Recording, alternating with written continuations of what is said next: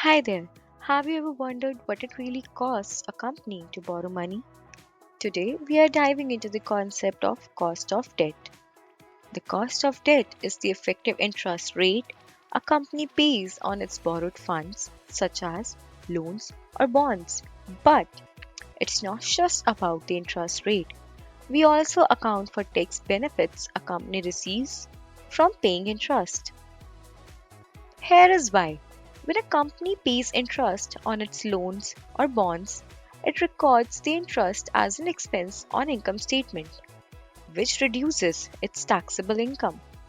This means the company effectively saves money on taxes, lowering the overall cost of borrowing. Think of it as this way. The government gives companies a tax shield for borrowing, making debt financing more affordable compared to other types of funding.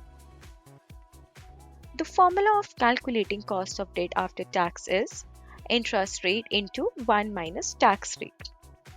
And this with the help of an example. A company borrows 100,000 at an interest rate of 5%, where tax rate is 30%.